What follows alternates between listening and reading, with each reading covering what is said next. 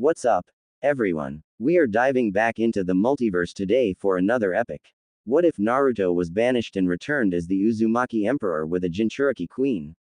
Part 2. If you enjoy this story, make sure to hit that like button and subscribe to the channel for more fanfics like this. Now, let's dive right into the fanfic. Catching a wave. Wave Country. Great Naruto Bridge. It had been 3 months since they had left Whirlpool Country after they had salvaged whatever they could from Uzugakure's ruins. They had mostly just found some scrolls on water elemental manipulation and a single water jutsu scroll. It wasn't really surprising since the country was surrounded by nothing but ocean, creating a natural defense against attacks. It would have been obvious that the country's former occupants would use the island's natural defenses to their advantage. Unfortunately, only Naruto could actually use the jutsu, since after Yugito had pretty much shoved a chakra elemental paper into his hands, he had discovered he had a water elemental affinity. The two had set off towards Wave Country, but every time the two had stopped to sleep, Naruto could always hear the faint sounds of sobbing coming from the other tent.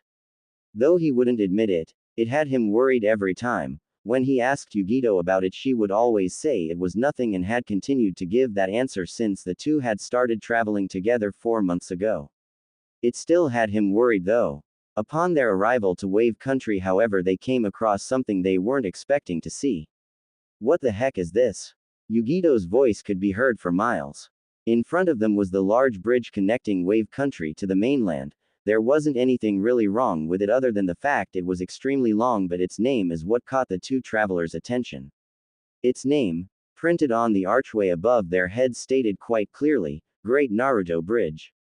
What the hell? She asked again, turning on heel to face her partner. Do you mind explaining, because I want an explanation? Well, you see, Naruto laughed nervously. My old team and I might have saved this entire country from total annihilation. Alright. Then why did they name the bridge after you? She asked, looking between him and the sign. He scratched the back of his neck in embarrassment. Well, I sort of sparked this country's courage and defeated one of the nins trying to destroy the peace here. Yugito frowned at that. She'd seen the reports on the Battle of Wave, as the locals had been calling it, and so the rest of the world had come to know it as well. The report didn't match what Naruto had just said. What the report said was that Hitaki Kakashi and Uchiha Sasuke had fought both Kiri Nukennins and won before finally moving on to kill Gato. It never mentioned anything about Naruto or the other teammate, just Kakashi and Sasuke apparently saving the country of Wave. Once the two had crossed the bridge and entered village, Yugito had fully accepted that the mission report had been falsified, as when they walked through the streets, children and adults alike stopped to stare in awe at them, more like him. These people are looking at him as if he were their hero. The report was definitely falsified, probably to keep a lid on the demon's success, the Neko Senin thought bitterly, looking over at Naruto's smiling face. Hey, well, if it isn't the loudest ninja I ever met. They heard from in front of them. They looked up and saw a man who looked to be in his mid-60s standing in the middle of the street, dressed formal wear befitting a man of authority. Welcome back, brat. Tazuna, you old drunk. How's it going? Naruto waved, running up to the man with Yugito trailing a few feet behind. Same old, I'm the mayor now, by the way, he said offhandedly before looking over to the Kumo nin. It's good to see you again. I heard what happened in Konoha. Naruto looked away at that, trying to forget what had happened only 5 months ago. I'm surprised you heard about that. Are you kidding me? The entirety of the elemental countries knows that the son of the Yondaime Hokage was exiled from his home just for being born. The aged man shook his head. Still can't believe you're that man's kid though, Tazuna just laughed. Nevertheless, I never thought you'd show up here. Half the elemental countries have sent out hundreds of ninja to look for you. The Kitsune Senin laughed nervously. What were you expecting, you old drunk? I'm actually surprised they didn't kick me out sooner. He shook his head, clearing his mind. Never mind that. Do you mind if we stay for a while? I mean, if it's not too much trouble. Tazuna nodded, looked between the two blondes. Sure, and of course your little girlfriend here can stay too. Naruto blushed at the thought and waved his arms in defense. She's not my girlfriend. Please. Who would date this idiot? Yugito gestured towards the ex-Konoha nin. He's reckless. Gets into more trouble than anyone I've ever met and is a pervert. If it wasn't for the fact that he saved my life, I would have gladly remained in Kumo instead of staying with him on this crazy ride. You don't have to be so forceful about it, Yugito, Naruto grumbled under his breath, turning away in a huff. Tazuna eyes them for a few moments before dragging out his words. Oh, I see, my mistake then. Shaking his head, he gestured towards the nearby lake. Come on, you can both live at my place. Inari. Dinner's ready, yelled a female voice from the house's kitchen. I'll be right there, Mom. A young boy of 11 yelled back, dashing down the stairs. Once he entered the kitchen, he sat on one of the chairs at the table. So what are we having today? You'll find out in a minute, Tsunami answered cheerfully. Inari nearly gagged and groaned out, Mom, can we please go out to the dock to eat or something? He whined. It looked like the woman's eyes were glowing red. Are you saying my cooking is bad? She asked dangerously. Inari waved his hand in defense. No, I just thought you might want to do something different. He laughed nervously as he saw his mother's gaze settle. That was a close one. He looked around, taking notice of his grandfather's absence. Where's Grandpa? I thought he'd be here by now. Tsunami looked over the stove to see how it was doing as she answered, he should be home anytime now, you know how hard he works these days. The boy sighed at that. I know, but I barely get to see him anymore. Suddenly the doorbell went off, alerting to the two. Would you get that, Inari? His mother asked. The boy nodded, standing up and moving towards the door. Taking a look out the peephole, he immediately recognized his grandfather and opened the door.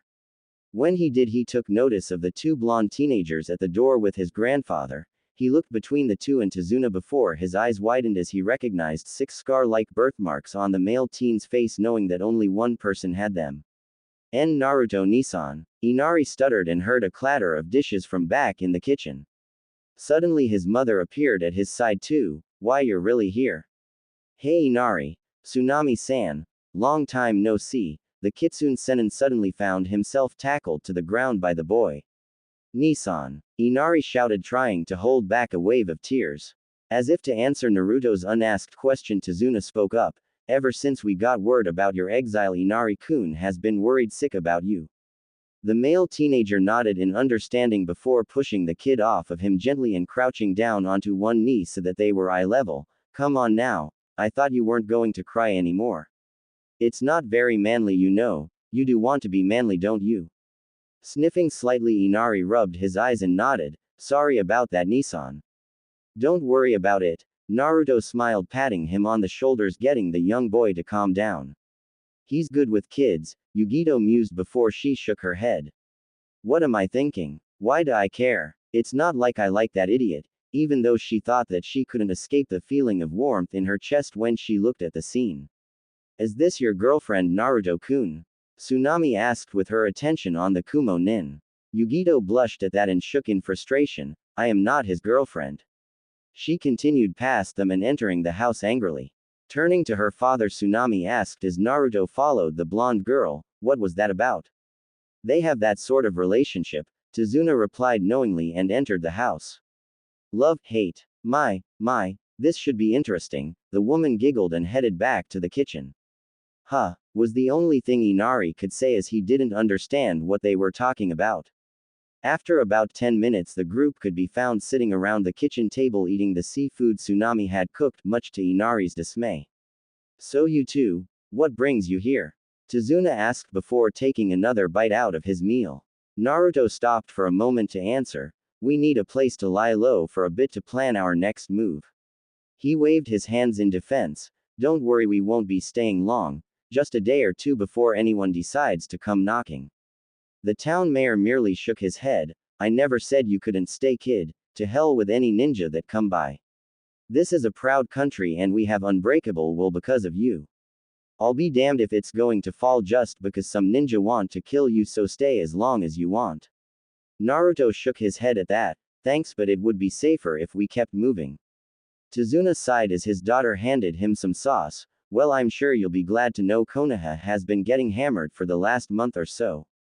Both Naruto and Yugito raised their heads at that. What do you mean? The Kumo nin asked. The aged man seemed surprised for a moment before he explained. After you were exiled, kid, Wave and about 4 other countries have withdrawn their alliances with Fire Country because of it. Tazuna chuckled deeply. Snow Country and Wind Country with their ninja village were the first to back out of the alliance. Both blondes widened at the information. Are you joking? Yugito found it hard to believe. The mayor just shook his head in a negative. No, I'm not. The political arena is a mess because of this whole ordeal. Like I said before, you've got half the elemental nations out looking for you, kid. Putting his head in his hands, Naruto sighed audibly and grumbled. Great. Just great. Yugito groaned loudly. Well, that complicates things a bit. After dinner, the group had sat down in the living room talking while Naruto had some of his shadow clones do the dishes and clean up, much to Tsunami's delight.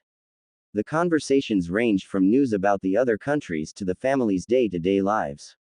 As it turned out, Inari was attending the local school that was built since Wave Country had prospered so much. At the end of the evening, however, there was a small problem. What do you mean we have to share a room?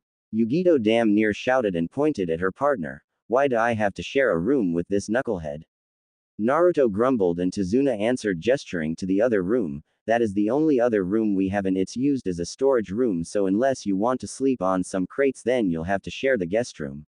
The Neko Senin huffed and strolled into the room. You have a strange taste in women, kid. The mayor shook his head. Naruto waved his hand dismissively. I thought we told you there's nothing going on between us, we're just traveling together. He made to follow her. Stupid old drunk. Whatever you say, kid. Try not to be too noisy, will you? I do want to sleep tonight, Tazuna said after him teasingly. The god of Flash didn't respond, but judging by the blush on his face, it was clear that he heard what the man said. He shook himself and entered. The room was fairly standard and, fortunately or unfortunately depending on who you were, had 2 beds. Yugito had unhooked her gear, mostly supplies, in her hooded cloak before dropping them on one of the beds closest to the bathroom door. Naruto didn't say a word as he hung up his trench coat on the nearby stand before dropping back on his bed, looking up at the ceiling. After a few moments, Yugito's voice penetrated the silence of the room. We've been using rivers and streams to bathe for the last 3 months. I'm going to take a shower. He didn't need to look to tell she was glaring at him. If you try to sneak a peek, I will castrate you. She disappeared into the bathroom soon after. When he heard the water in the show start to run, Naruto sat up and started looking around the room before his eyes landed on the spiral mark on the back of his right hand. He concentrated, and in a flash of yellow light, his mother's sword appeared with its edge shining in the light. He didn't know how long he was staring at it for, but judging by the fact that he heard the water being turned off, it had to be more than half an hour. Yugito re-entered the room soon after with a towel wrapped around her, another hung over her shoulder and another holding up her hair to dry. When she saw him staring at his new blade, she sat down beside him, letting her semi-dried hair out of its towel. What are you doing? He looked up at her, trying to find the words. I don't know what I'm supposed to fight for anymore.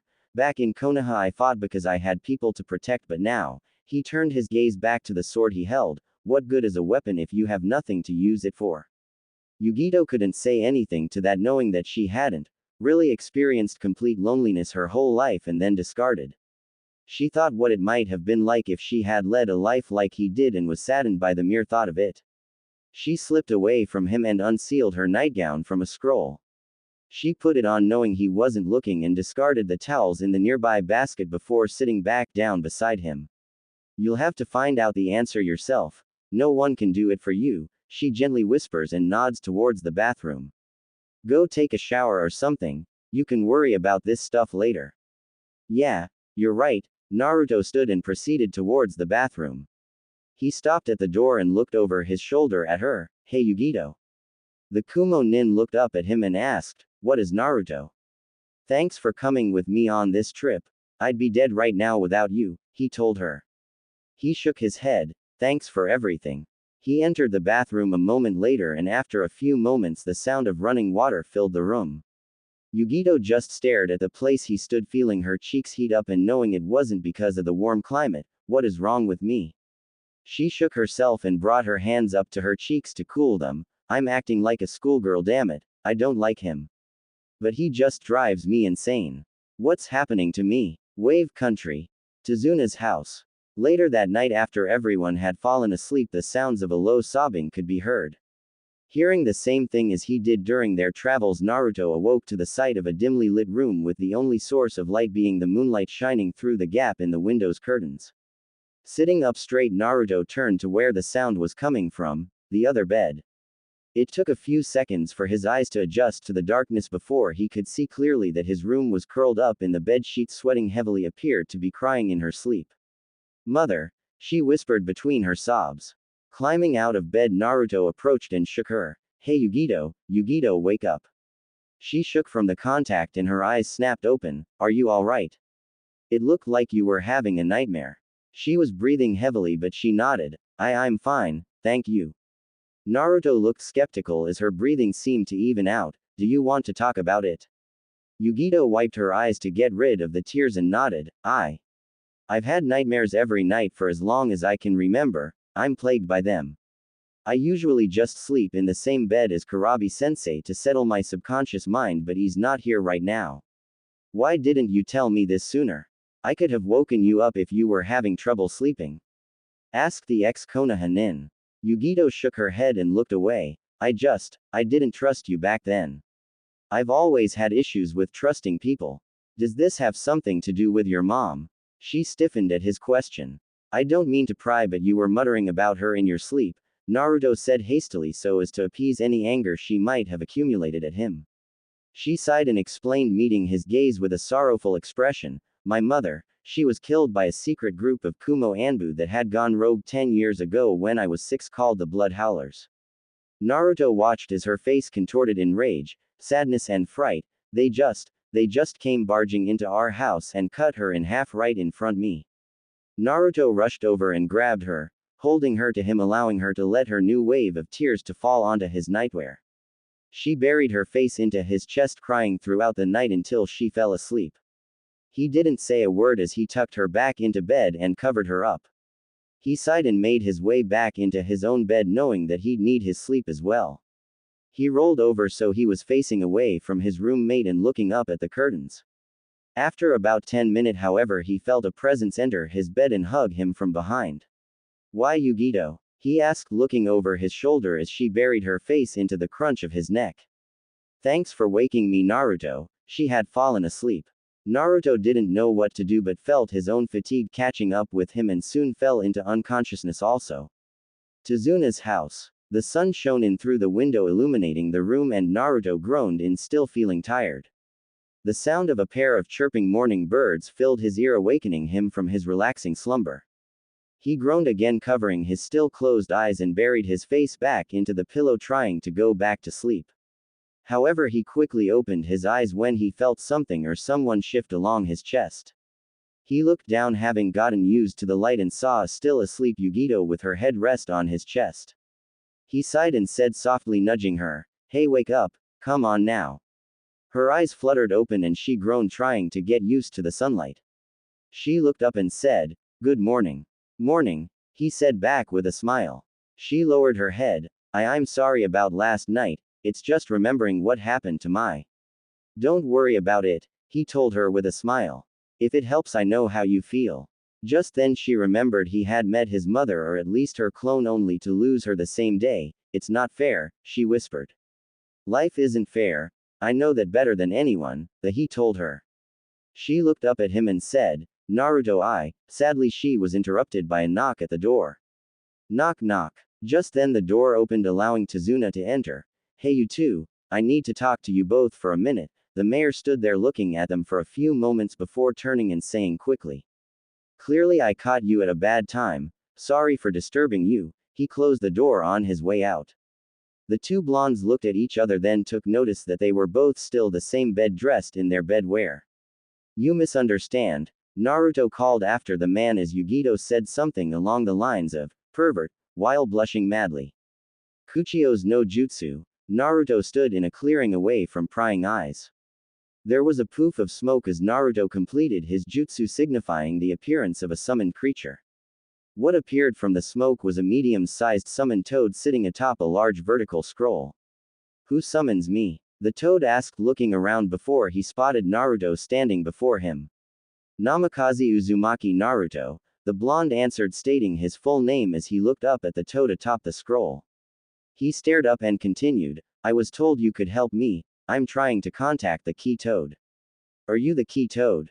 The toad remained silent for a few moments as he seemed to analyze the blonde teenager and took note of style of coat he wore. The toad nodded before speaking quietly, I am the holder of the key, my name is Garotora. I must say it has been a long time since we have last seen each other. Jinchuriki of the Kyuubi no Kitsune. That term no longer applies to me, Garotora-san. Kyuubi's consciousness is no longer inside the seal, Naruto corrected. Garotora chuckled. True enough, but the seal is still there, as is the Kyuubi's chakra core and power. Naruto just nodded hesitantly, so he continued, may I ask what you want with the key? And I, Naruto-san. Just call me Naruto, and as for the key, I was told that you were given it and I would like you to give it to me so I can complete the seal on my stomach, Naruto answered truthfully. The key toad answered plainly and continued before he could protest. The last time someone used the key to tamper with your seal, 4 tails of power were released and you lost all control. But, Naruto stuttered. No buts. You're too young to be trying to tamper with such a thing as the seal, Garotora reiterated, this isn't a game, Naruto. If something were to go wrong, there's no telling what would happen, and if the seal is opened any further, then chances are that the Kyuubi's power would be released in massive amounts, probably resulting in a very large explosion. The Kitsune Sennin remained silent for a moment before he looked straight up into the toad's eyes and spoke, then test me. What did you say? Asked the key toad, narrowing his eyes at the blonde. Test me, he said again. Jiraiya entrusted everything to you. If I were to test you, then you will either pass or die. Are you sure you want this? Garotora asked in complete seriousness. You will have to answer to the laws of the toads if we were to test you like this. I don't need to repeat myself, do I? Naruto phrased it like a question, but they could both tell it wasn't. Very well. We'll begin the trial of the summoner now. Though be warned, you can only do this once. Garotora made a hand seal and suddenly the world around them went down. Anomaly. Unknown location. Sleeping lightly with his feet up on his desk sat one Namikaze Uzumaki, Naruto snoring loudly. There was a knock at the door, waking the man from his slumber, and he groggily opened his eyes. They immediately snapped open, seeing the room he was in. He looked around, seeing he was in Konoha, and more specifically the Hokage's office. The door opened slightly and a voice called out, Can I come in, Hokage-sama? Naruto looked around for a second, unsure of what to say, before he spoke up, a tad nervous, yeah, come on in. The door opened fully and allowed a man the blonde identified immediately as Uchiha Sasuke. Sorry to disturb you, Rokudime-sama, but the council has scheduled another general meeting later today in case Sakura didn't mention it. I think someone who can't save their best friend isn't fit to become Hokage. What do you think, Sasuke? Every instinct in Naruto told him what was happening around him was wrong, but he played anyways, seeing as he had no idea what was happening. Yeah, I think she forgot. Are you feeling alright, Dobi? You seem a little pale today. I would have thought you'd have gotten used to being Hokage by now. Sasuke smirked before continuing, or is it you're still thinking about your honeymoon last month with Sakura? Honeymoon? What the hell is going on here? The blonde looked up at him and shook his head. No, it's not that. Right. The Uchiha smirked again and turned to leave. He was just about to move before he cast a look over at the seated blonde. I never did thank you for saving me from Orochimaru, did I? Yeah, well, it's over now, he told the dark-haired young man. Before he left, however, Naruto spoke up once more. You know, I can't seem to remember how I saved you, and I don't know why. Are you losing your memory or something, Dobi? Surely you remember how? Sasuke seemed to have gone mute for a second, even though his lips were moving. I must thank you for what you did for. Suddenly he was gone, almost as if he disappeared instantly. Pain suddenly flared throughout Naruto's body and his head fell to the desk as he gasped.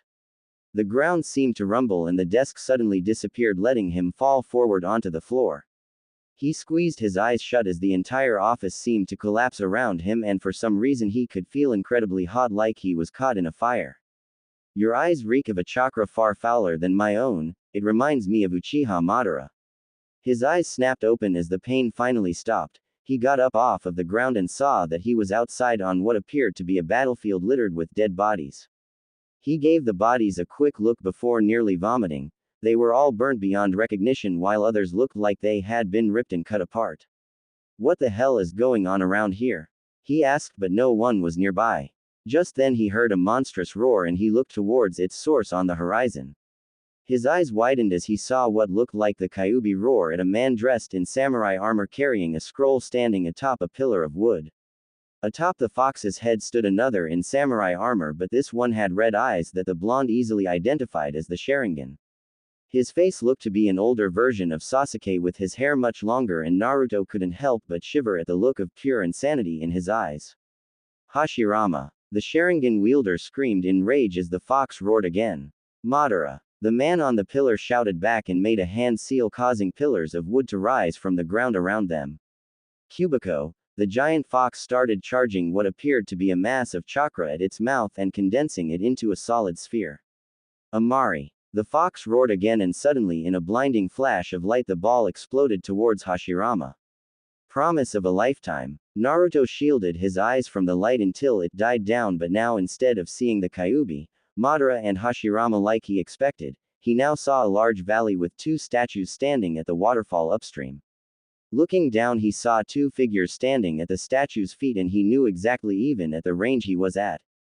They were Naruto and Sasuke back when they were 13 and fighting in this same valley. The two had their gifts activated and were charging their most powerful attacks, readying for the final clash.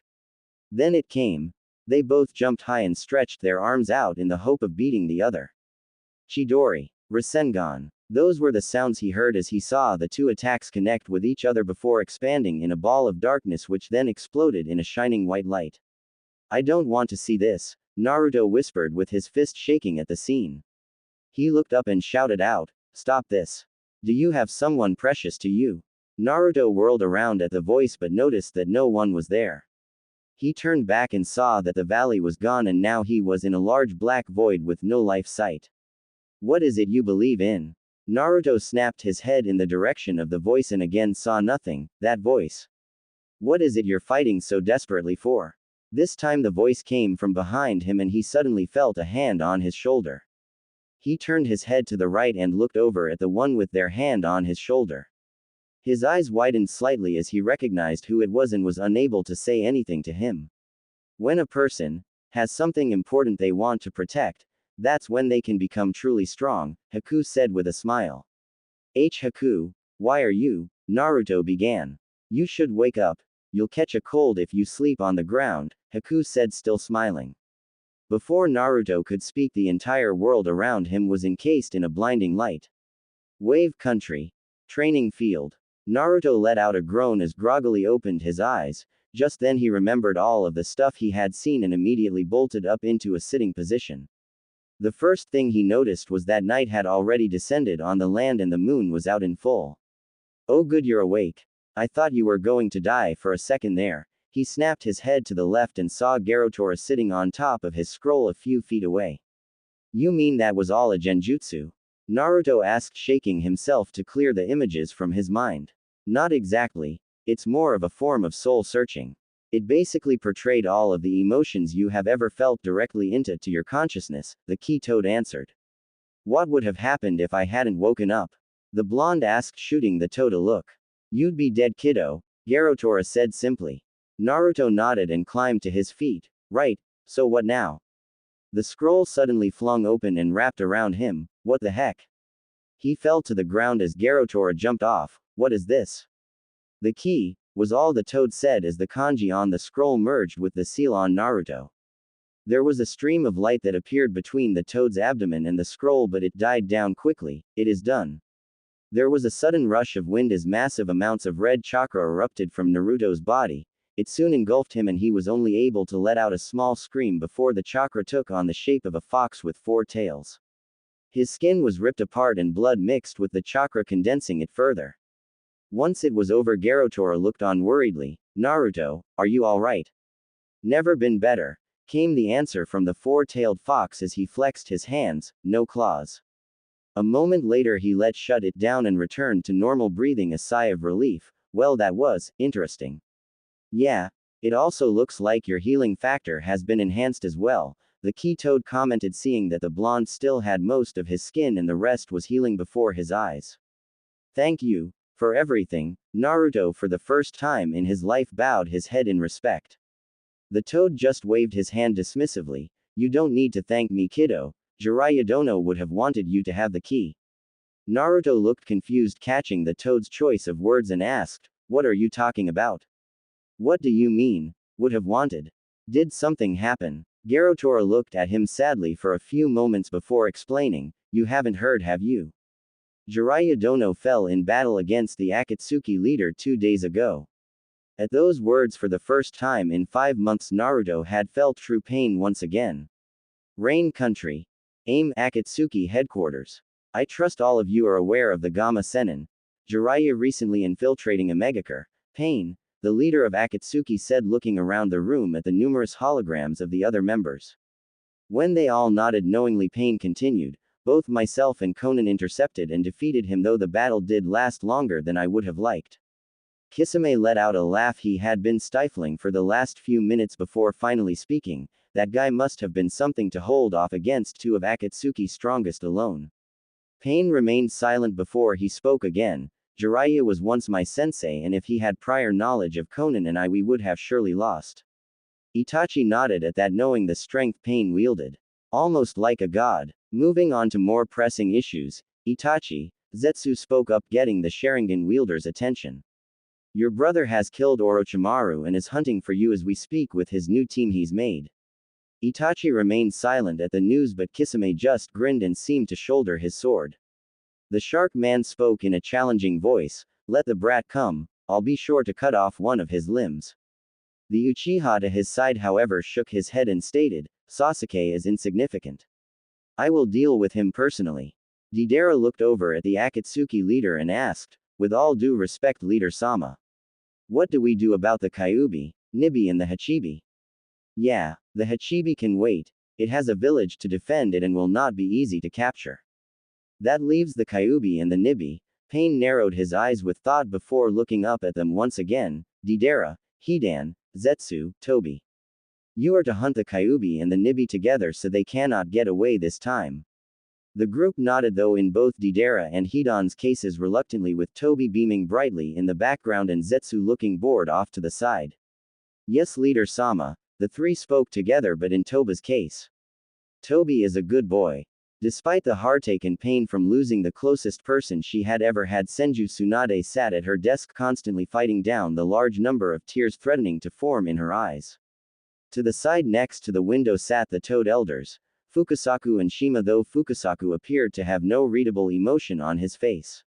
In front of her stood the Konoha 11, minus Naruto, Asuma, Kakashi and Yamato, who appeared to be very saddened at the news they had heard. For some it was for no other reason than the fact that they heard possibly one of the strongest people they had ever encountered had been defeated and killed by one of his own student. For others it was the fact that the man had been with them for a short while and, though the girls hated his perverted nature, respected him for the strength he had wielded. But for most it was the fact that they all knew Naruto wouldn't take this news lying down. Thankfully some good news has come to us as well, Tsunade said, getting their attention. It appears from Jiraiya's last toad mail that Orochimaru was killed by Sasuke and he is now going after his brother Itachi, she explained. So he's not returning, Sakura said as a statement more than a question. The Hokage shook her head before continuing, no, he's not. From the window Fukasaku spoke up, catching their attention, I'm afraid the toads cannot be allied with Konoha any longer, since the only one my son Gamabunta will accept as a summoner is that blonde boy, and since he is exiled from here, us toads no longer have any attachments to this place. Everyone in the room looked shocked at the elder toad, though he merely nodded towards Tsunade. Once we leave here it will be for the last time, Hokage Dono. The blonde woman clenched her fists, knowing that the last of Jiraiya she had would be gone after the toad elders left, just like she had lost everything of Naruto. Before she could utter a response, there was a sudden poof of smoke and a medium-sized red-black toad appeared in the office. Pa! The toad exclaimed upon seeing Fukasaku. Settle down, Kichi-chan, Shima calmed the young toad. But Ma, I just got back from talking with the key toad. This surprised both Ma and Pa, though everyone else in the room heard. Apparently Naruto now has the key and has used it, he explained further. Is there any danger from the containment seal? Fukasaku asked, alarmed. The key appears to have restored the seal to its original design, but that's not why I'm here, Gamakichi spoke quickly. I came to tell you that Naruto knows about Ero Sennin being killed. Apparently Garotora-sama told him and Naruto destroyed everything in sight because of it. Fukasaku asked in a serious voice, where is he now? Hunting the Akatsuki leader.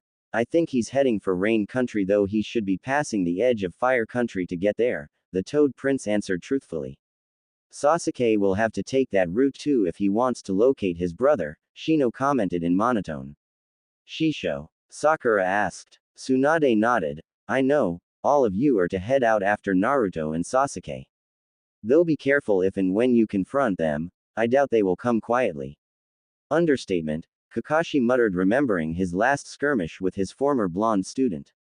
Fire Country. Forest. Naruto and Yugito rode on Sakino's back at high velocity through the large forest en route to Rain Country, and though Yugito hadn't said anything, she was deeply worried about her traveling companion. He had returned to the house back in Wave Country with his cloths drenched in his own blood and his skin healing faster than it did before. None of the others saw him when he came in, but she did. He was angry. No, that's not true. He was downright pissed off. When he came in, he told her to pack her things and that they were leaving after he took a shower. When asked why, he just said that his former teacher had been killed and he was going after the one responsible. They had said their goodbyes to the family before he summoned Sakino, and they took off towards Rain, only stopping to rest, eat and drink. That had been a week ago, and they were just now passing the edge of Fire Country. During that time Naruto had barely spoke throughout the entire trip, and she was becoming increasingly worried about him with each passing moment. Hey Naruto, maybe we should stop to rest, Yugito spoke up, getting his attention.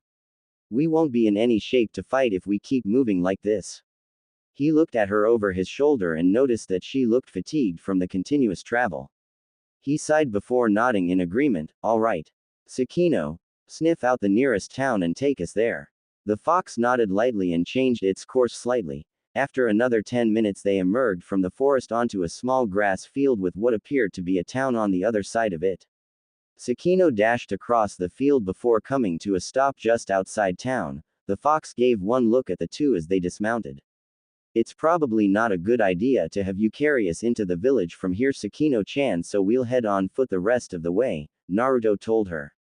Sakino nodded with a smile. Summon me when you need me, Naruto-kun, Yugito-chan. Bye. Yugito waved as the fox poofed away. When she turned to her blonde companion, she noticed he was already heading into the town street. Hey Naruto. Wait up, she called after him, but he just kept walking as if he hadn't heard her. Naruto, she clenched her fists before taking off after him. Can I help you? The receptionist at the local inn asked in greeting. Yes, we'd like a room please, just for the one night, Naruto answered, and the woman nodded with a smile. That will be. Note, I have no idea how Japanese currency works. Naruto handed her the money and she took it before handing him the keys to the room. Have a nice day. As the two senin made their way towards their room, Yugito asked him, where did you get that kind of money? You're not a part of any village now, even if you are still a ninja, so you aren't getting paid. It's something I have left over from my training trip with Ero Sennin, Naruto answered. Ero Sennin? Yugito asked, confused by the title. The Gamma Sennin Jiraiya, Naruto answered, and she noticed his features tense before relaxing. He was the teacher you used to have that was killed? The Neko Sennin asked as the two came to a stop in the hall. Yeah, Naruto answered with barely controlled rage showing in his eyes. He was like a grandfather to me, a perverted one but still someone I held dear, said the Kitsune Sennin.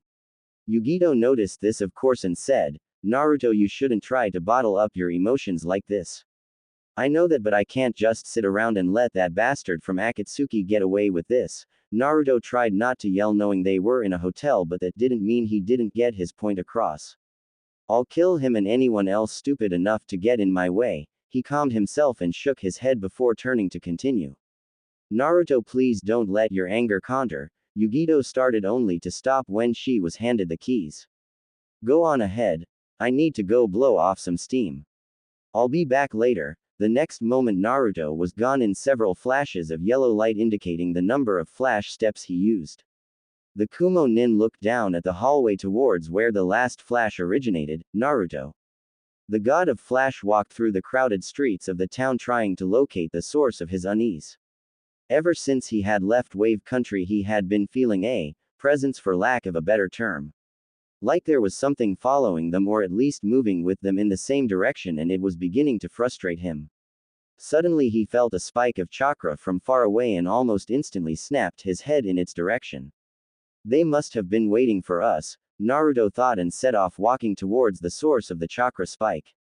Naruto silently walked through the crowd until he emerged from the town and continued onto the open field outside. Once he got to a hill near the center of the field he looked over his shoulder and held out his hand to the side. His coat flapped in the wind as he whispered the words, "Come out." An object he recognized as a red three-bladed scythe erupted from the ground trying to catch him. It cut deep but that made no difference as Naruto disappeared in a poof of smoke indicating it was a clone. "Damn, I forgot clones are your speciality, brat," Hidan said from a few feet away as he pulled on the chain attached to his scythe. He looked over his shoulder noticing the blonde was a few feet away and said in a crazed voice, "Pray to Jashin-sama that you can kill me first or you will die." "Where is Pain?" Naruto asked. "Like I'll tell you," Hidan said with as his smile widened. A bird made out of clay appeared behind the blonde and flew towards him at high speed. "Rikyu," there was a whisper before a ball of lightning fell from the sky and hit the clay bird. It fell lifeless to the ground a moment later as Yugito touched down behind Naruto so they were back to back. "Sorry I'm late." "Don't worry about it," the Kitsune Sennin told her as he saw the person who defeated Gaara was riding atop a large dragon made of clay. Deidara was his name if he remembered it correctly. Oh great, it's the gender-confused weirdo who kidnapped Gaara that one time. "I am not a gender-confused weirdo." "Yeah," the bomber shouted in rage at the insult though Hidan appeared to be barely holding in his laughter. "Hello. Do you see Toby?" The two Sennin looked over to see a man wearing an Akatsuki cloak and an orange mask. He waved almost childishly getting their attention. "Toba's over here." "Seriously, what is that guy smoking?" "Yeah." Deidara asked but Hidan just shrugged at the question. "How the hell should I know?" "He's your partner," said the human reaper. Sage mode activated. The ground shook as both Naruto and Yugito shifted into their respective forms releasing a small shockwave around them with a loud roar. Their now slitted eyes were shifting between the three Akatsuki members and as he saw this Deidara couldn't help himself. "This will be a blast." "Yeah," the bomber shook with anticipation. Yugito cast her partner a look and saw that his eyes were seemingly glued to the dragon rider above them. Naruto, the Neko Sennin trailed on in thought. A sudden explosion shook the area and the two Sennin separated from each other's sides. Naruto skidded to a halt a few feet away only to jump out of the way of another exploding clay bomb that had took the form of a bug. Once in midair Naruto watched as Deidara's clay dragon seemed to spat out a volley of small chunks of clay that looked to be homing in on the Kitsune Sennin. "Damn it. I can't shunpo in midair," Naruto growled in thought as he brought his arms up over his chest as a shield. "Futon. Razin," he whispered and a plate of a spinning chakra formed in front of him. The projectiles exploded harmlessly on the chakra shield and Naruto touches back down on the ground again glaring up at the bomber. "Where's Pain?" It was a demand, not a question. Deidara just scoffed. "Sorry. Not telling. It's a secret." "Yeah. Can Toby play too?" Naruto looked over his shoulder and saw the orange-masked Akatsuki member staring at him questionably with his said head coast to the side. Though he didn't know what had caused it at the time, at that moment Namikaze Uzumaki Naruto could not help himself but be consumed by his anger. He attacked. Yugito sat atop a large one-tailed cat with comparable size to Sakino and together they dashed across the open field. "Now Ray. Fire!" Yugito shouted as she saw the man chasing her move closer. "I hear you, the cat," Ray muttered in annoyance before suddenly skidding to a stop while turning. "Nekomata Enden," she called out and launched a giant bolt of purple flames at the Akatsuki member. There was a sudden explosion as it connected but that didn't mean they had won. "You can't run this time girly." Hidan appeared in front of the two in a single moment. "By the will of Jashin-sama I will kill you."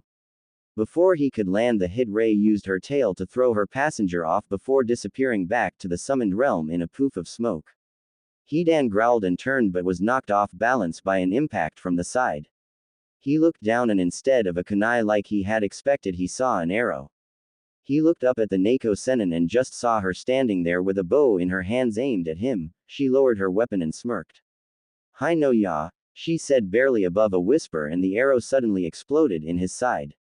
"Got you," Yugito whispered again, seeing his now unmoving body on the ground still relatively intact.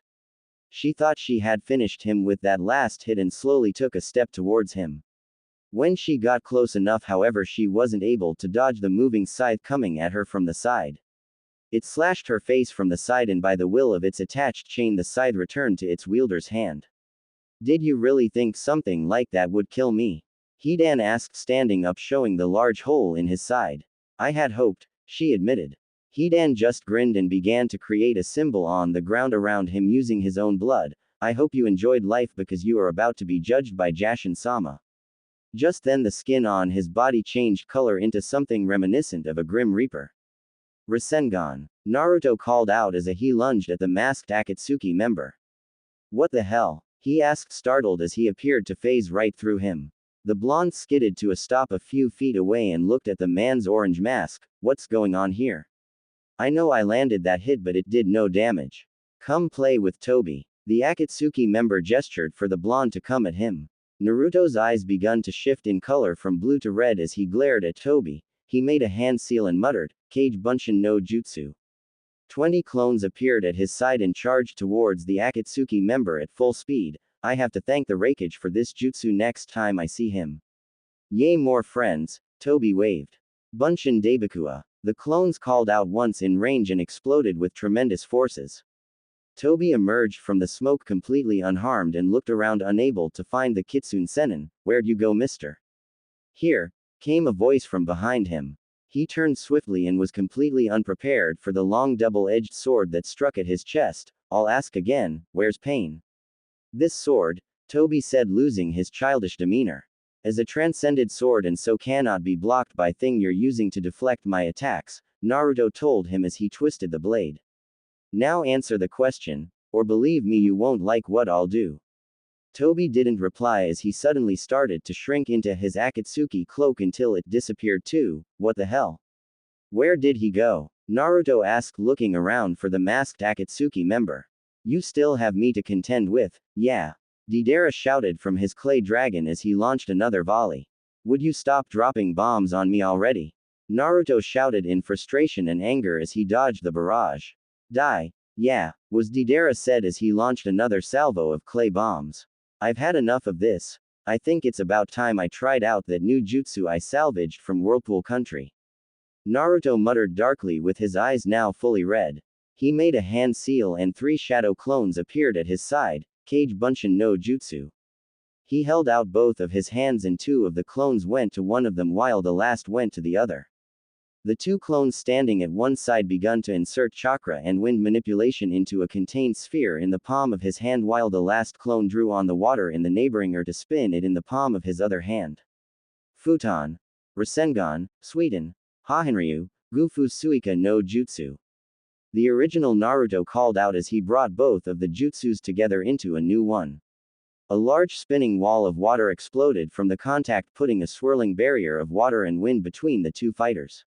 "What is this?" Deidara shouted in rage as he saw his bombs detonate harmlessly on the water vortex. "Futon. Rasenshuriken." Deidara turned swiftly, seeing the giant chakra wind shuriken flying at him at high speed. "Shit, yeah," the bomber said through gritted teeth as he jumped off of his clay dragon. The chakra shuriken sailed past the dragon and continued on towards him. It narrowly missed as Deidara fell towards the ground, but just then the Rasenshuriken detonated, catching his arm. His arm was ripped apart, completely destroying it and making him wince in pain from the attack. Once he touched down on the ground again, he glared over at his opponent. "You'll pay for that, yeah?" The bomber shouted as he returned to his feet.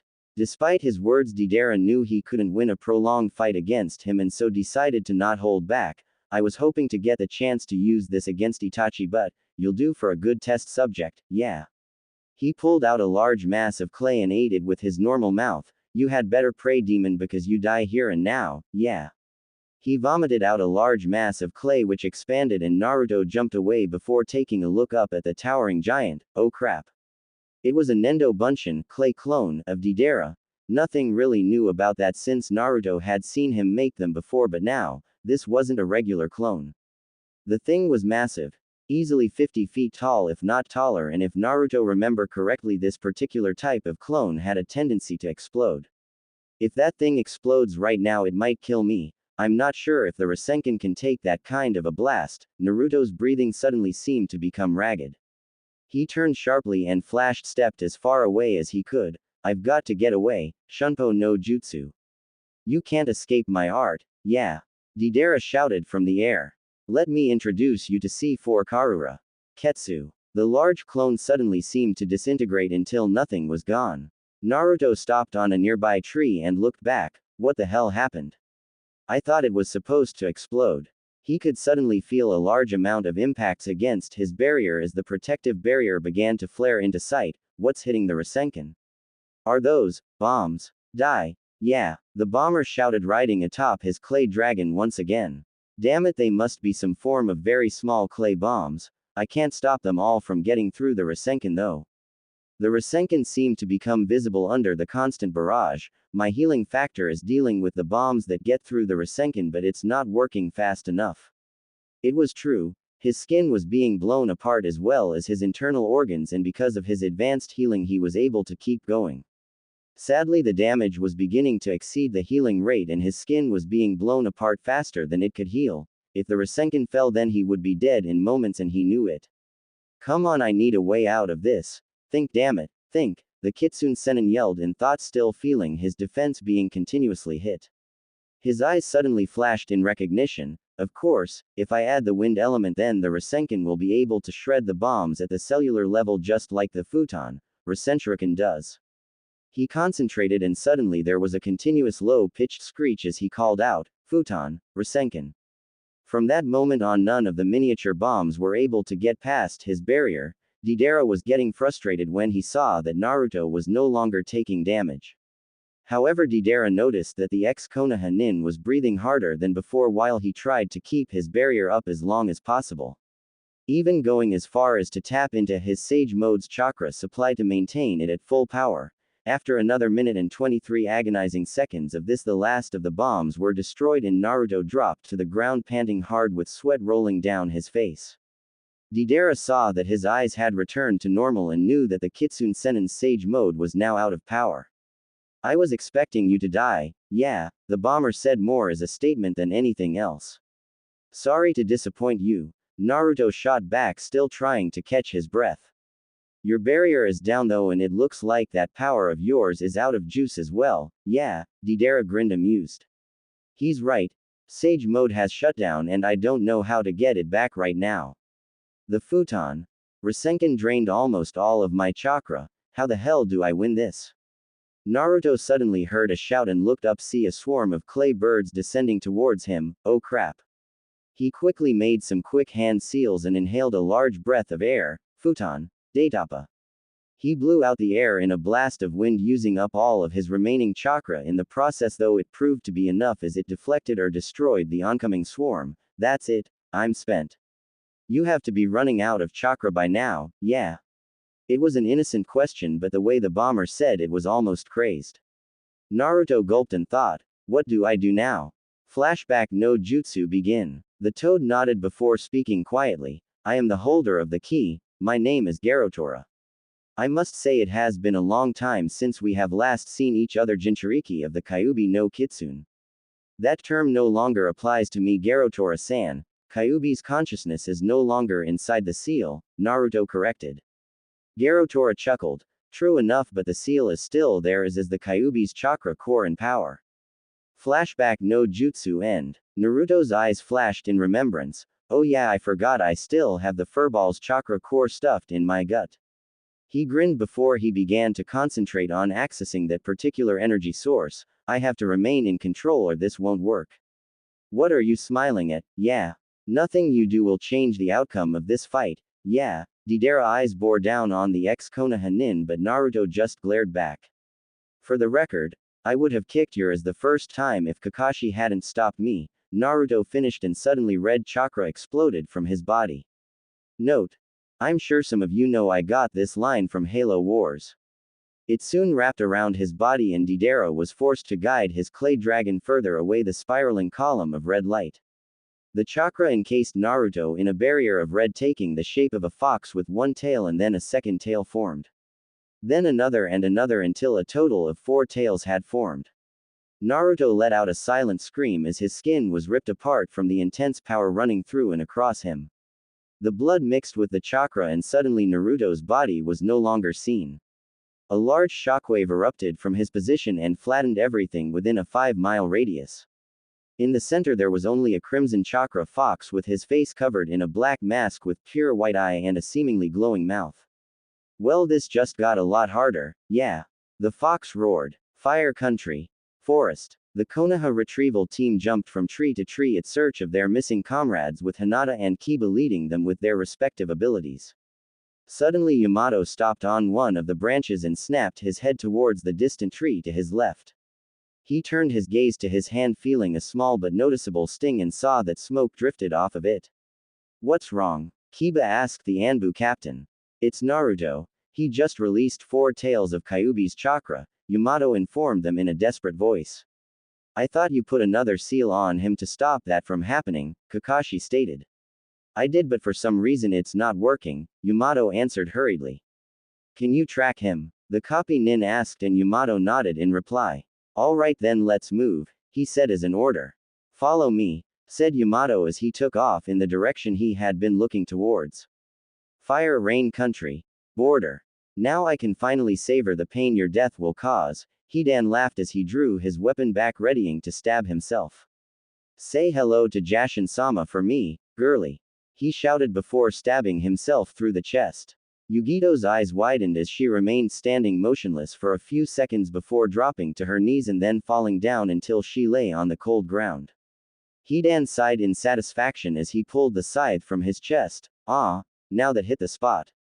He walked confidently over to the fallen woman's body, as he hefted up his weapon onto his shoulder. Was it good for you? Not really, she said as she bolted to her feet and dashed towards him. He stood shocked that she was still alive for a moment before getting his bearings again, but it was already too late.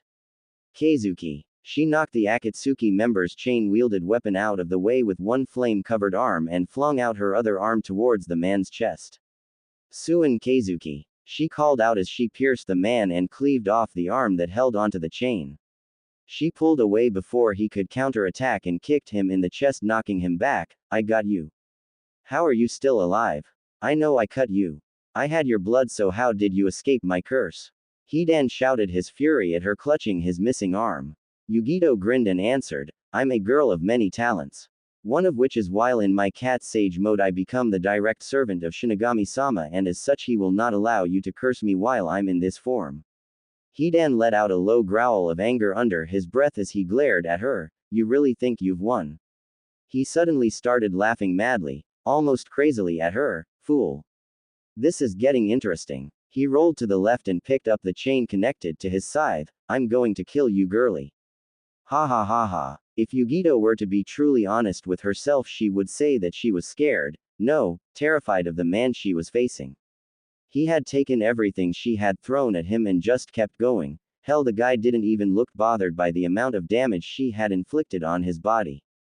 Yet this man, this demon, appeared to have just shrugged off the wounds like they were paper cuts and seemed to keep coming at her. Yes, she was truly scared of him, if only for that simple reason.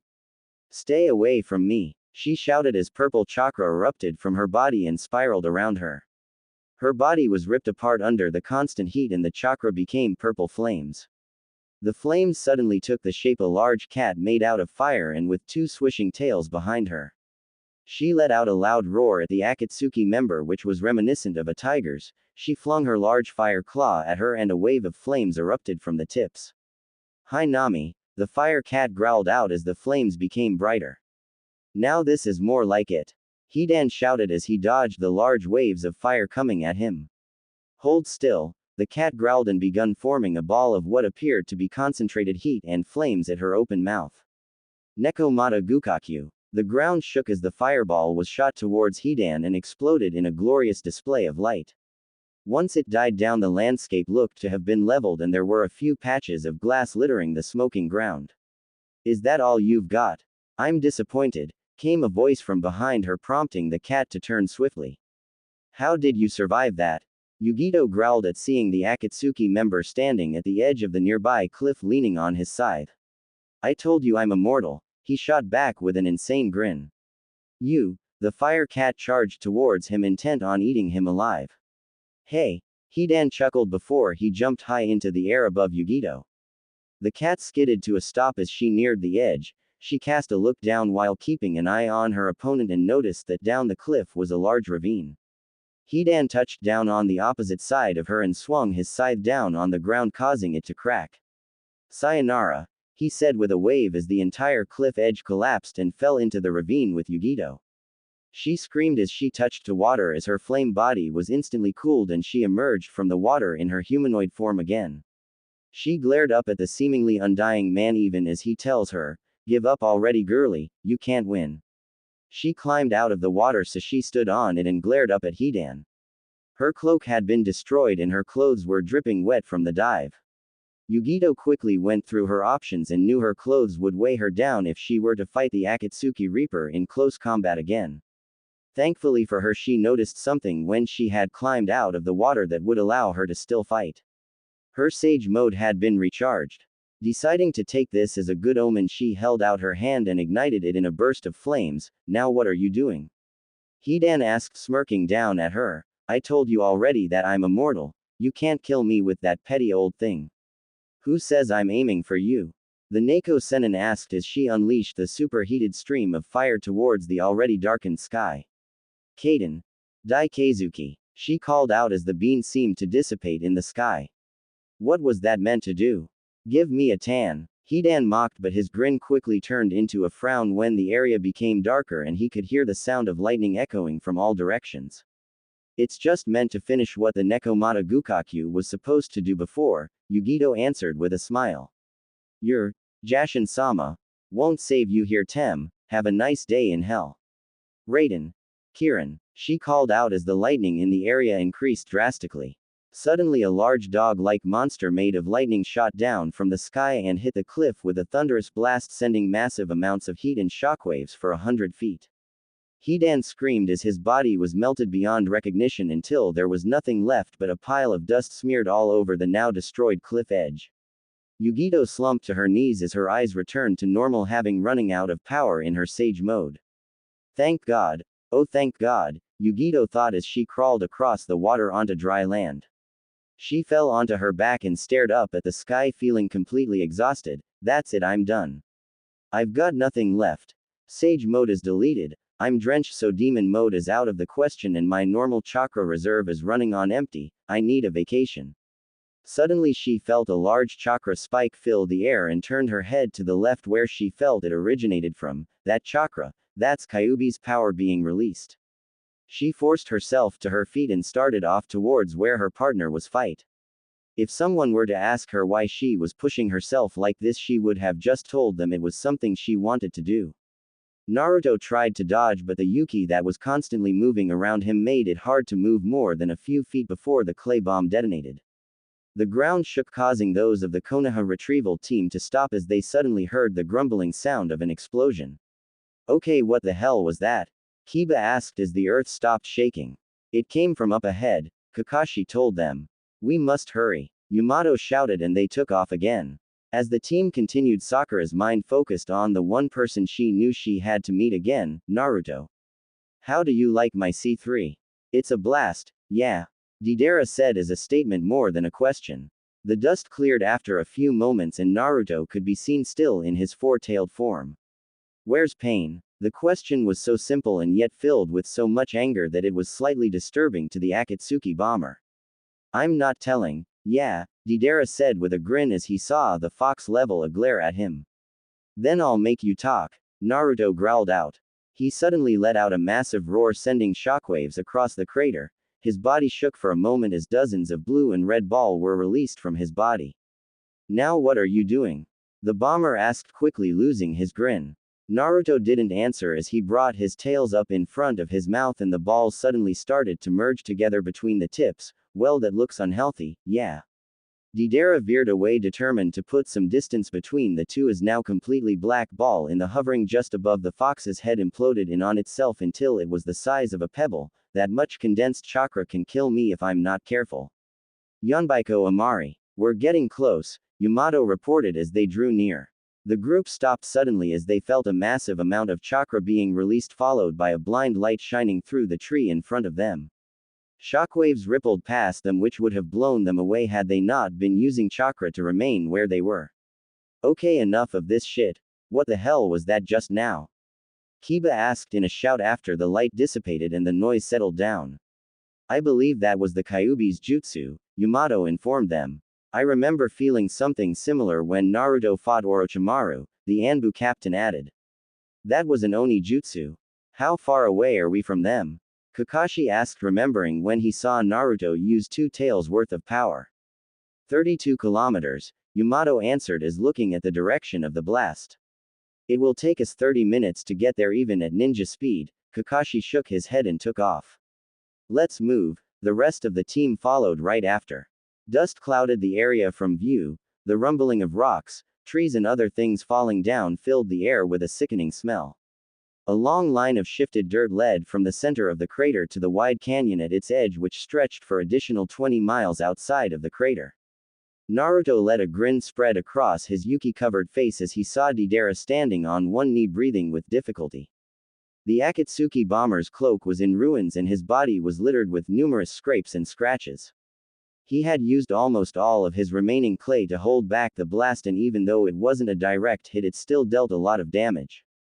Deidara started shouting angrily at him, how are you so much stronger than before? It must be your demon. Yes, it must be your demon. It's inhuman to progress at such a rate. I'll kill you, you damn demon. He didn't care about capturing the Jinchuriki anymore. All he wanted was to kill this boy once and for all, even if he had to die to do it. He tore off his ruined cloak along with his shirt, revealing his scarred body riddled with stitches. The bomber suddenly started laughing uncontrollably as he undid one of the stitches in his chest, and once the stitches were opened, Naruto could clearly see what had been wrapped up. It was a mouth. He had a mouth in the middle of his chest. He pulled out all of the clay he had left, which was only a handful, and stuffed it into his chest mouth, allowing it to chew and swallow it. Let me introduce you to my ultimate art, Deidara said with a crazed smile. Crack-like webs began to form on his skin, branching out of his chest mouth. I will detonate myself here and now. You're insane, Naruto snarled as he watched the cracks continue to expand to every corner of the bomber's body. Never before has an explosion like this been seen, Kitsune Sennin. Deidara laughed as he saw the fox narrow its eyes.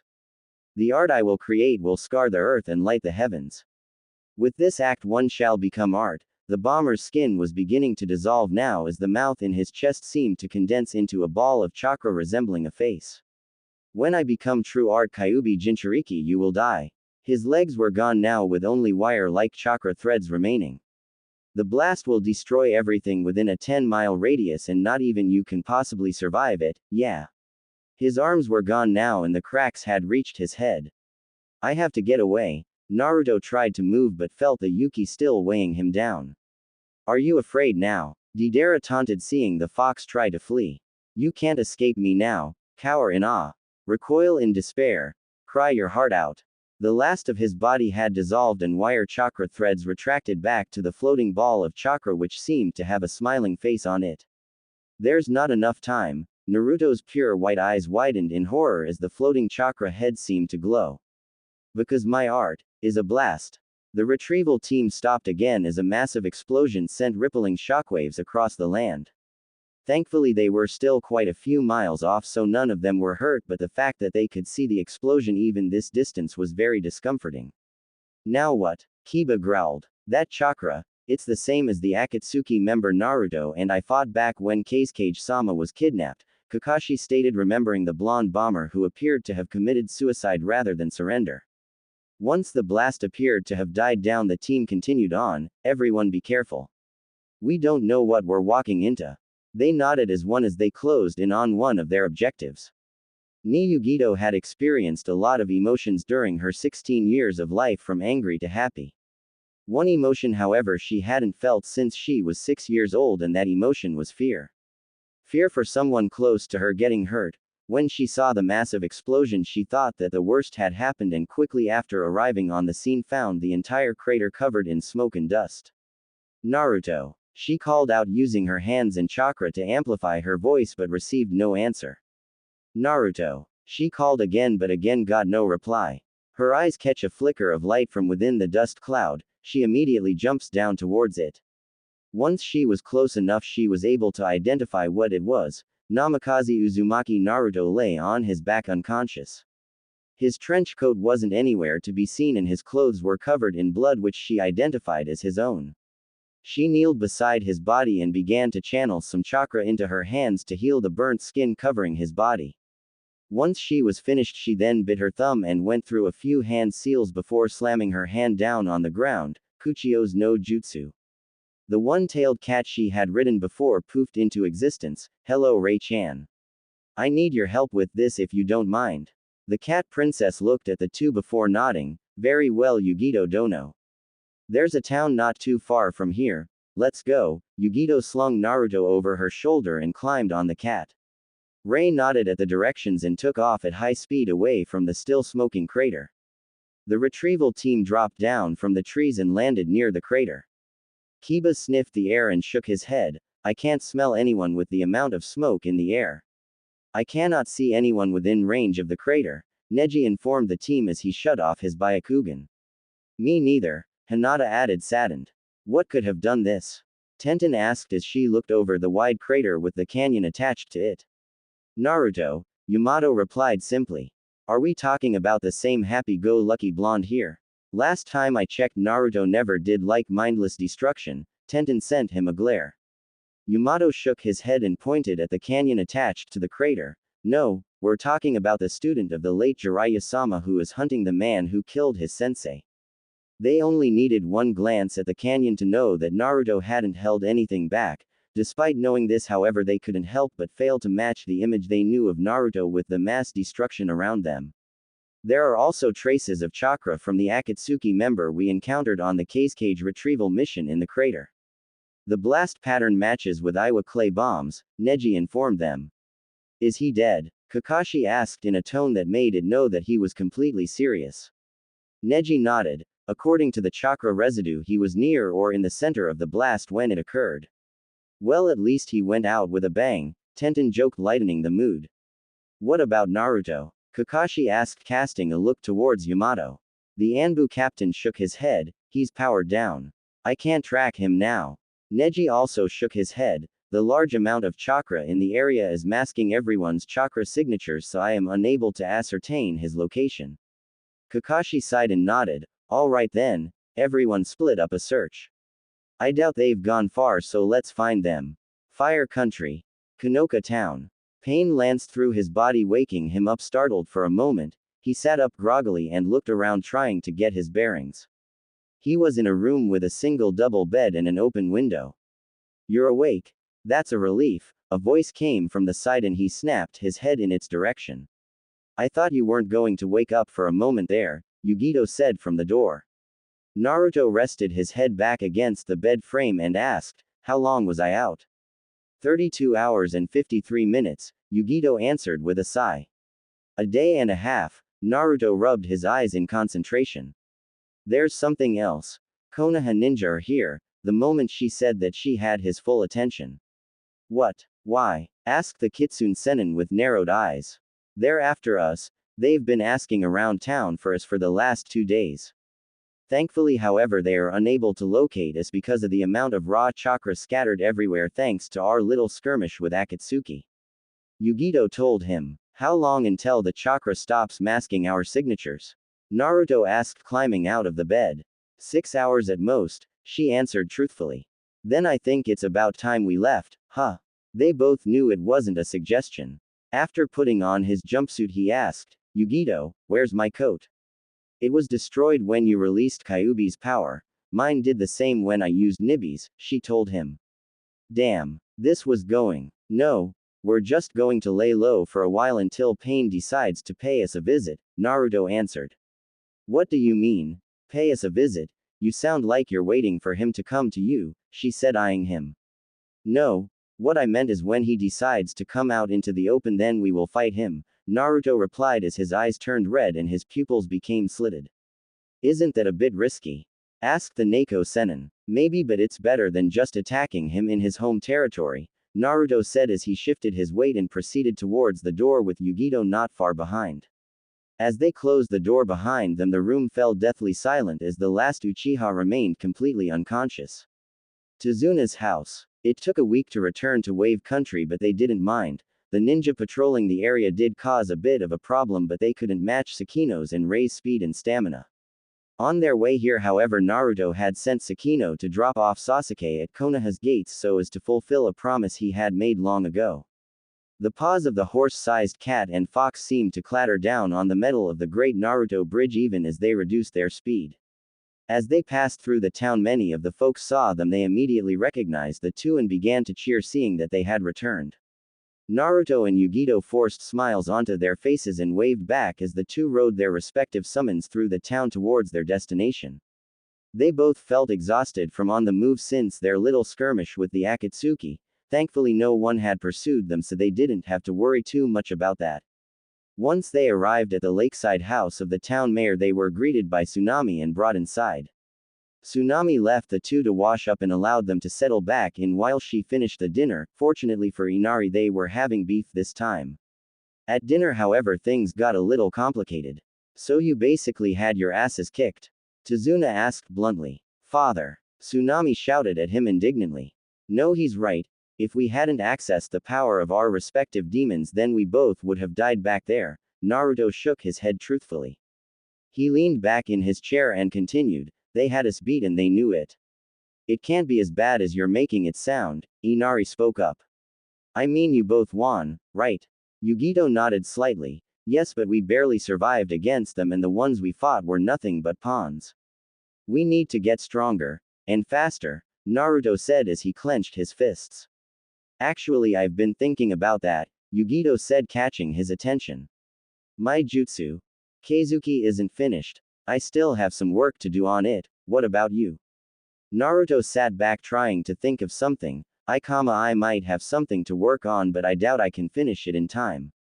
It's something I've been thinking about ever since I learned Futon, Daitapa, and mastered the Futon, Rasenshuriken. That's what shadow clones are for, remember? Asked the Neko Sennin. I mean, they've been good for us so far, so why not now? I suppose. Can you teach me something too? Inari asked, surprising everyone there. Inari. Tsunami trailed off as she caught the look he sent her. But I hate being useless. We always have to ask ninja of other countries to fight for us. I want to be a ninja, but I don't want to join any village, especially Konoha, the preteen stated. Naruto stared at him for a few seconds and then sighed. Are you sure? I mean, the life of a shinobi isn't really easy and people could end up using your friends and family just to get to you.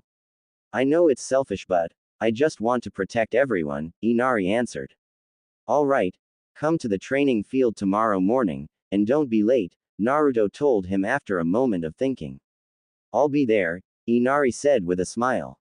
The rest of the dinner passed relatively quietly with everyone just enjoying each other's company. It was moments like this that Yugito couldn't help but smile at.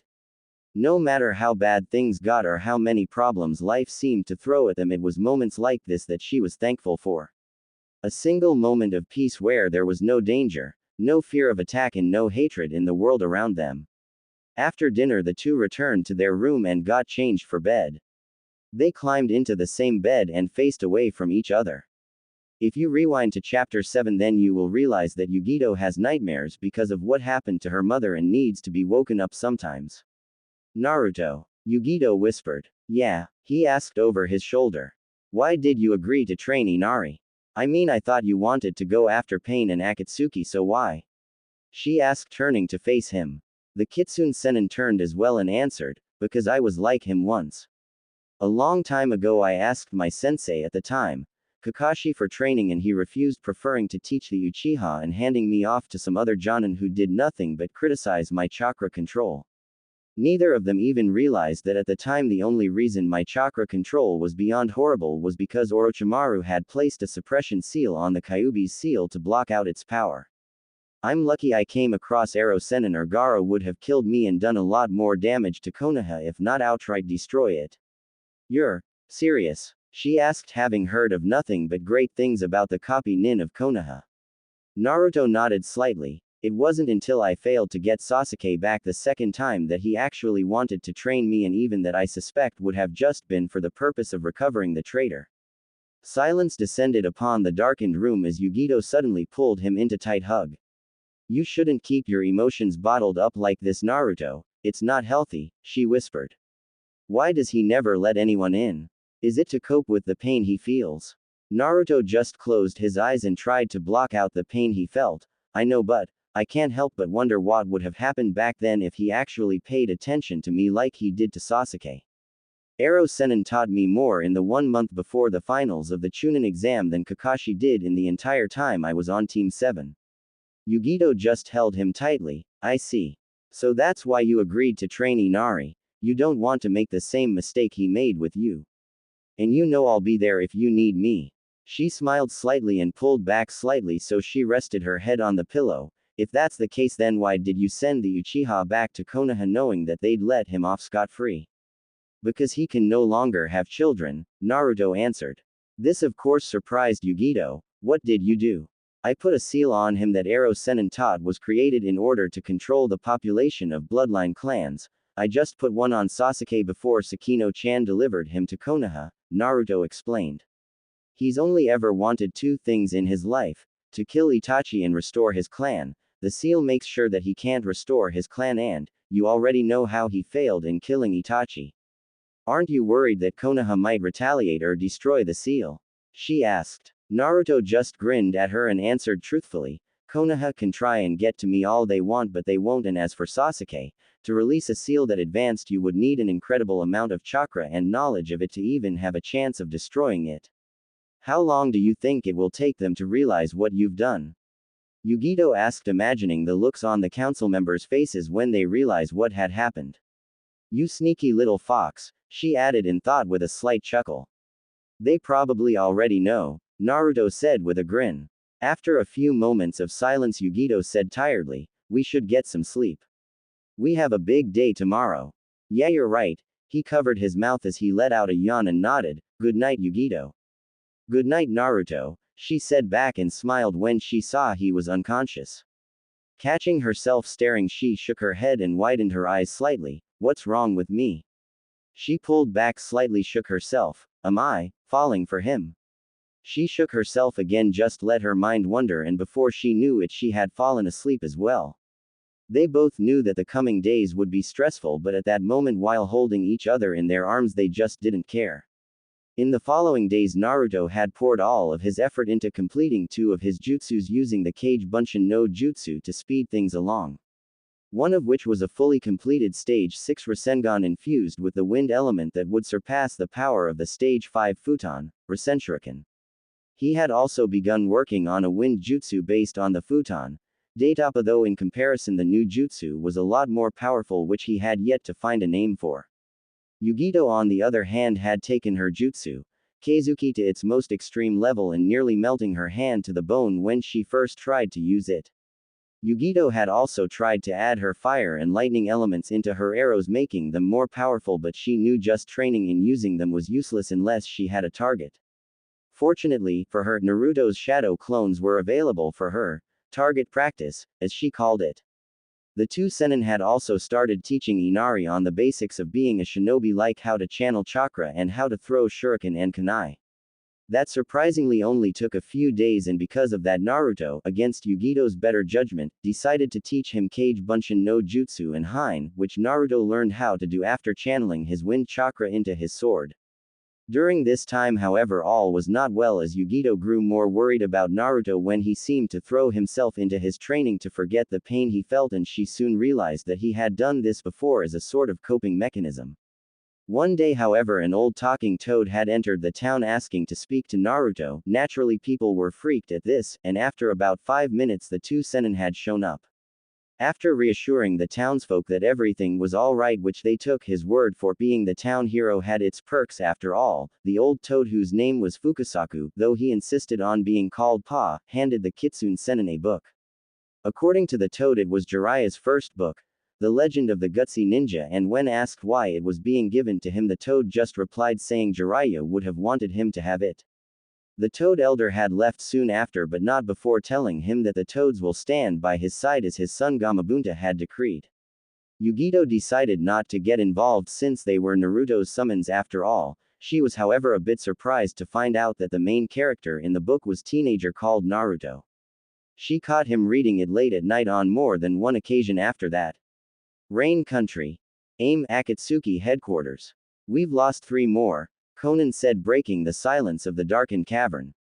Those 2 brats are quickly becoming a nuisance, Madara said with his Sharingan spinning wildly. What are we going to do about them? Kisame asked. If I'm not mistaken, they have done more damage to this organization than any other faction. Even Orochimaru's defection hasn't hurt us this badly. Pain narrowed his eyes and said, this is a minor setback, nothing more. They've went back into hiding, and without Zetsu we have no way of locating them, Conan spoke as she sent looks at the remaining members. Madara remained silent for a moment before he finally spoke. Pain, Conan, you 2 hunt the Kyuubi and the Nibi. And what about the Hachibi? Pain asked, send the Uchiha a stare. Leave the Hachibi. It still has a village to help it and so will not be as easily acquired, Madara replied. Pain fell silent for a moment before he spoke again. It would be almost impossible to find them now that they've gone into hiding again. It would be better if we could draw them out somehow. Madara chuckled darkly at that. I have an idea on how to accomplish that. Fire Country. Root headquarters.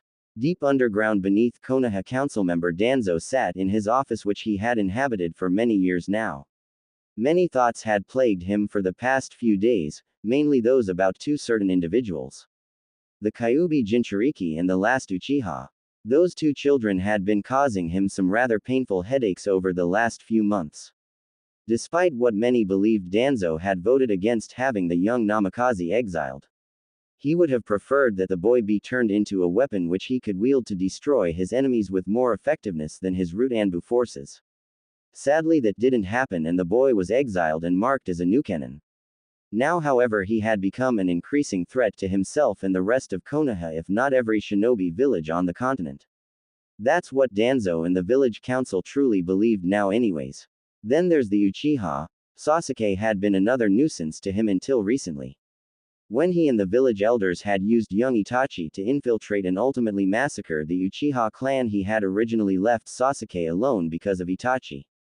However, recent events had changed things. When Sasuke had defected from Konoha, Danzo had wanted the boy killed. Orochimaru was an elusive foe, however, and seemed to keep Sasuke out of his reach on more than one occasion over the past 3 years. Then Sai failed to kill Sasuke, and not long afterwards Sasuke had killed Orochimaru, leaving Danzo to have a more clear shot at killing the boy and erasing all traces of his involvement in the Uchiha massacre once and for all. This, however, didn't happen. Instead, not only was Sasuke returned to Konoha alive, but Itachi was dead now as well. Without Itachi, then Sasuke was no longer a threat to him. This was both good and bad since he hadn't had any idea on what to do with the boy. Thinking back at the events of the Kyuubi attack 16 years ago, Danzo knew, for the good of Konoha, that Sasuke was needed in order to defeat and control that giant beast should it ever break free of its prison. Danzo found that slightly ironic. The boy he had wanted dead more than anything would become Konoha's greatest weapon. His weapon. He would do what was needed. He would offer young Sasuke a place in his root forces. True, the boy might be hard to control, but nevertheless he would be an effective tool to use against his enemies. Yes, that's what he would do. Fire Country. Hyuga Compound. At the home of the esteemed Hyuga clan, the Konoha 10 feet, besides Sakura, as they were generally known as, were currently dining. They usually went to these get-togethers once a month, but after recent events it seemed everyone just needed to talk to someone. They all sat around the large table in the dining room talking about the various things that had happened recently. One of which was, I can't believe them, Tenten shouted, throwing her arms up in disbelief. Tenten, Neji said, trying to get her to calm down. Come on, Neji-kun, you can't tell me that the council is right in their decision. I mean, come on, after everything the Uchiha has done, they let him go free with nothing more than a slap on the wrist and saying, don't do it again, what the hell? The weapons mistress shouted in outrage. If it were anyone else other than the Uchiha, they would have been executed, but no, not him. He's the last Uchiha, he must be pampered and praised for stealing other people's hard work. I have to agree with her, Shikamaru spoke up, getting surprised looks from the entire group. I mean, the council has basically circumvented the Hokage again and managed to get Sasuke free of all charges while Naruto is still exiled for simply being the jailer of the Kyuubi. Choji stopped eating the sushi he had on his plate and nodded. I know what you mean, almost all of the shinobi are steering clear of Sasuke. The civilians are praising him for killing Orochimaru and Itachi, Neji said, shaking his head. That is most unyouthful, Lee said as he lowered his head. I heard from Shizune-sensei that old council member, Danzo, I think his name, had offered him a job as a part of his route, Ino spoke up. From what I heard, Danzo wants him to be his personal weapon. Great. Kiba seemed to growl the word out. I've heard about him, he's the one Sai works for and the council member my mother mentioned after Naruto was exiled. Speaking of Naruto, he's been officially marked as a Nukenin, Shikamaru said, surprising the group again. How? Tenten asked. Apparently the daimyo acknowledged that Naruto deserted his village and must be dealt with accordingly, the Nara answered. They didn't do that to the Uchiha when he went to a known traitor who just so happened to have killed the Sandaime Hokage 3 years ago, Tenten said with slight anger. That's because the council didn't want him marked as a Nukenin, and neither did Hokage-sama because of Naruto and Sakura's feelings on the matter, Shikamaru replied. How's Sakura-san taking all of this anyway? Tenten asked, unsure. I don't know really, Ino answered truthfully. Haruno Sakura sat atop the roof of her home looking out at the setting sun with her legs pulled tightly to her chest. Her vision was clouded by the tears that continued to form and run down her face as she recalled everything that had happened. Naruto had kept his promise to bring Sasuke back since she knew only he could have done so, though the five-tailed fox that carried the traitor was a dead giveaway, but a part of her couldn't help but feel empty. Her mind drifted back to the days in the academy, which felt like a lifetime ago even though it was only 4 years. She remembered how she was always fighting with Ino over sitting next to Sasuke. How the rest of the rookie 9 at the time didn't seem to have a care in the world. How Sasuke brooded in the corner day after day, and how Naruto. It always came back to Naruto. He had always been there for her and she felt incredibly empty without him now that he was gone. Exiled for something out of his control, even though the council seemed to stick with the excuse that he was a danger to everyone. She didn't believe that, and neither did anyone else in Konoha's shinobi population. Hell, even the civilians had started to like him, and after his exile a lot of people were angered at the actions of the council. Her mind drifted back to their days on Team 7, that was funny since she had been doing that a lot lately. He had always been so carefree and seemed to just be there for her whenever Sasuke turned her down, and when Sasuke defected she had clung to Naruto and begged him to bring the Sasuke back to her. Now though things were different, Naruto had kept his promise, but at the cost of his dream. She knew he could no longer be Hokage, and with the way things were going there was a high chance that Sasuke would be named Hokage. She hated herself for being selfish and knew that she could never make it up to him, but she wanted to try anyways. Sasuke had barely said a word to her since he got back other than to finish his medic scans which Tsunade told her to do on him. He had been enraged when they discovered that he had a gene destroyer seal placed on him so he couldn't have children, which she knew only Naruto could do something like that. Let's just say he didn't take the news that well. A sudden memory flashed through her mind as she buried her head in her legs and cried. Flashback no jutsu begin. You can't understand, the Uchiha said in a condescending tone. I can't tell you everything, there is no time for that. All you need to know is everything Sasuke has done has been for nothing, and he still has a chance to redeem himself should he choose to. What do you mean? Sakura asked, confused. If Sasuke chooses not to redeem himself, then he will attack Konoha and kill everyone in it, Itachi stated, causing the pink-haired Kunoichi's eyes to widen. Can you kill him if need be? He wouldn't do something like that, Sakura said, shaking her head. Then you clearly do not know him, the Uchiha said in a condescending tone. Naruto-kun does not need redeeming. Konoha was in the wrong for what they did to him. Konoha's made some mistakes in the past, but Sakura tried to defend but was cut off. A lot of crimes have been committed for the good of Konoha since its founding. Naruto-kun's exile is just another thing added onto a very long list of crimes done by the village. Itachi interrupted. If Naruto-kun were to return to Konoha, he would be executed for the good of Konoha, just like me. He's nothing like you, Sakura snarled. Oh, Itachi raised an eyebrow and smirked. I believe you are mistaken. Despite Konoha's attempts at controlling him and his strength, Naruto-kun has grew much more powerful in such a short amount of time, just like I did at his age. The Uchiha's features returned to normal as he asked, what would you do if Naruto-kun were to be captured by Konoha and sentenced to death? Surely you realize that is what will happen should he ever be captured by Konoha. Konoha wouldn't. What would you do? Itachi asked again, cutting her off. Sakura gulped and looked away. I don't know. I pray you find the answer, because if you do not, then Konoha will burn and everything I have worked for will have been for nothing, Itachi told her. Flashback no jutsu end. What should I do? Sakura continued to cry as the sun finally set on the horizon. She cried all night. Thanks for listening. In the next part. In the meantime, please leave a review. I would love to hear your feedback. Especially if it helps me improve the overall